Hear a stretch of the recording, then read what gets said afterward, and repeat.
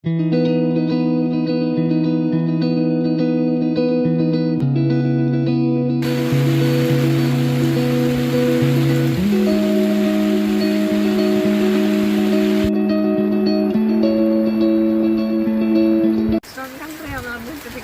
ഇവിടെ full waste ആണെങ്കിൽ waste management കുറെ ഉണ്ടെന്നൊക്കെ പറയാം, പക്ഷെ ഒന്നുമില്ല. ഓരോ ദിവസം കൂടുമ്പോൾ കൂടിക്കൊണ്ടിരിക്കുകയാണ്. ഉണ്ട് ഇവിടെ ഇത്രയും വേസ്റ്റ് ഉണ്ട്, ആരും ഒന്നും പറയുന്നില്ല. റോഡ് സൈഡിൽ കിടക്കുന്നതാണ്. ഇപ്പോൾ വളരെ കുറച്ച് തന്നിട്ടുള്ളൂ. ഇനി ഓരോ സ്ഥലത്തോട്ട് പോകുമ്പോൾ എന്തോരമാണ് നമ്മളിവിടെ കാണുന്നത്. പോപ്പുലേഷൻ കൂടുന്നതനുസരിച്ച് വേസ്റ്റ് കുടിക്കേണ്ടത്. ഇതിപ്പോൾ ഒരു ഗ്രാമത്തിലെയാണ് കണ്ടത്. ഇനി ടൗണിലോട്ടൊക്കെ ചെല്ലുമ്പോൾ ഇതിൽ കൂടുതൽ വേസ്റ്റ് നമുക്ക് കാണാം. പ്ലാസ്റ്റിക് വേസ്റ്റ്, ഇലക്ട്രോണിക് വേസ്റ്റ് എല്ലാം കൂടി സോയിലിനെയും വെള്ളത്തിനെയും അതെല്ലാം നശിപ്പിക്കുന്നു. ഇവിടെ നിന്ന് ഇപ്പോൾ എടുത്തുകൊണ്ട് പോയാൽ അവർ വേറൊരു സ്ഥലത്ത് കൊണ്ട് ഡംപ് ചെയ്യുകയാണ് ചെയ്യുന്നത്. അതിൽ വലിയ പ്രയോജനമൊന്നുമില്ല. ഓക്കെ, അപ്പം നിങ്ങൾ കണ്ടതുപോലെ അവിടെ വേസ്റ്റിൻ്റെ വലിയൊരു കുന്ന് തന്നെ വന്നിട്ടുണ്ട്. അതൊരു റോഡ് സൈഡിൽ കിടക്കുന്ന വേസ്റ്റാണ്. അത് നമ്മുടെ ഇവിടുത്തെ ഒരു റൂറൽ ഏരിയയിലെ മാത്രം വേസ്റ്റാണ്.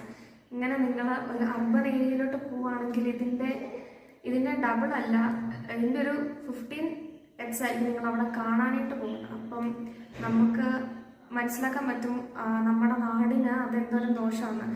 എസ്പെഷ്യലി പ്ലാസ്റ്റിക് വേസ്റ്റ് ആണെങ്കിൽ അതൊരിക്കലും നമ്മുടെ മണ്ണിലോട്ട് അലിഞ്ഞു ചേരത്തില്ല, അത് ബയോഡിഗ്രേഡബിൾ അല്ല. സോ ഇതൊക്കെ ഡിസ്പോസ് ചെയ്യാനായിട്ടുള്ള ഒരു പ്രോപ്പർ രീതി നമ്മുടെ ഗവൺമെൻറ് ഇനിഷ്യേറ്റ് ചെയ്തിട്ടുണ്ട്. പക്ഷെ അത് എത്ര കണ്ട വർക്കിംഗ് ആണെന്ന് എനിക്ക് തോന്നുന്നില്ല. കാരണം ഇതിപ്പം ഹരിതകർമ്മസേനയൊക്കെ വീടുകളിൽ കൂടെ നടന്ന് പ്ലാസ്റ്റിക് എടുത്തുകൊണ്ട് പോകുന്നുണ്ടെങ്കിലും അവരിതെല്ലാം കൊണ്ട് ഒരു സ്ഥലത്ത് ഡംപ് ചെയ്യുക, അതവിടെ കിടക്കുന്നു. അല്ലാതെ ഇതിനെ റീസൈക്കിൾ ചെയ്യാനായിട്ടുള്ള ഒരു മാർഗവും നമ്മൾ ഇതുവരെ കണ്ടുപിടിച്ചിട്ടില്ല. ഉണ്ട്, ഇന്നോവേഷൻസ് നടത്തിയാൽ നമുക്ക് കിട്ടും. കാരണം ജർമ്മനിയിലൊക്കെ നമ്മൾ കണ്ടിട്ടുണ്ട്, ബോട്ടിലൊക്കെ റീസൈക്കിൾ ചെയ്ത് പൈസ കിട്ടുന്നു. അപ്പം അങ്ങനെയൊക്കെ ചെയ്യുവാണെങ്കിൽ നമ്മുടെ ഇവിടുത്തെ ആൾക്കാരും കുറച്ചുകൂടെ ആക്റ്റീവായിട്ട് ഈ വേസ്റ്റ് മാനേജ്മെൻറ്റിൽ ഇൻവോൾവ് ആകും. ഈ പ്ലാസ്റ്റിക്കിനെങ്കിലും നമ്മൾ കുറച്ചെങ്കിലും നല്ലപോലെ കെയർ കൊടുത്ത് അതെങ്ങനെയും ഡിസ്പോസ് ചെയ്യാനായിട്ടുള്ള വഴി കണ്ടുപിടിക്കുകയാണെങ്കിൽ കുറേ നമ്മളുടെ ഹെൽത്ത് ഇഷ്യൂസ് കുറയ്ക്കാൻ പറ്റും. ക്യാൻസർ അങ്ങനത്തെ പല പ്രശ്നങ്ങളും ഇത് കാരണം ഉണ്ടാകും. എസ്പെഷ്യലി നമ്മൾ ഈ പ്ലാസ്റ്റിക് ബേൺ ചെയ്ത് കഴിയുമ്പോൾ പല ടോക്സിൻസ് അതിൻ്റെ അകത്ത് നിന്ന് റിലീസ് ആവുന്നുണ്ട്. അത് നമ്മൾ ഇൻഹെയിൽ ചെയ്തെടുക്കുമ്പോൾ നമുക്കത് വളരെയധികം ദോഷമാണ്. നമ്മുടെ റെസ്പിറേറ്ററി സിസ്റ്റം ഇൻക്ലൂഡിങ് നമ്മുടെ ഹോൾ ബോഡീനെ അത് നശിപ്പിക്കാനായിട്ടുള്ള ചാൻസ് വളരെ കൂടുതലാണ്. അതുമായിട്ട് അഫക്റ്റഡ് ആയിട്ടുള്ള കുറേ പേരുണ്ട്. അപ്പം ഇതിനെയൊക്കെ പ്രോപ്പറായിട്ട് ഡിസ്പോസ് ചെയ്യാനായിട്ടുള്ള മെത്തേഡ്സ് നമ്മൾ കണ്ടുപിടിക്കണം.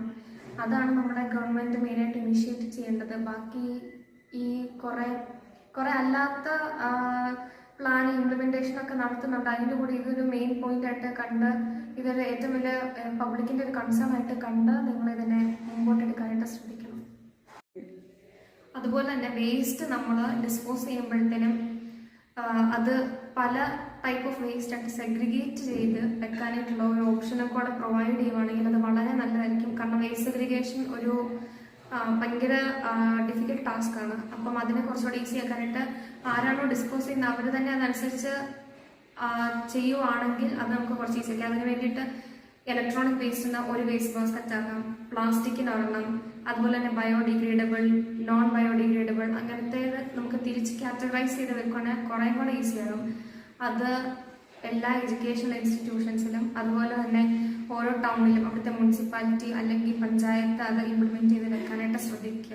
Ganga, if not for this trash boom system by Plastic Fisher, an organization that captures and collects plastic before it reaches rivers and the ocean. Their trash booms are locally built, low-tech solutions at low cost that also provide jobs to locals who carry out end-to-end waste management. This is what impact looks like in Thiruvananthapuram in Kerala. With 42 such impact sites across India and Indonesia, Plastic Fisher has already stopped 1,796 tons of river plastic from entering the oceans.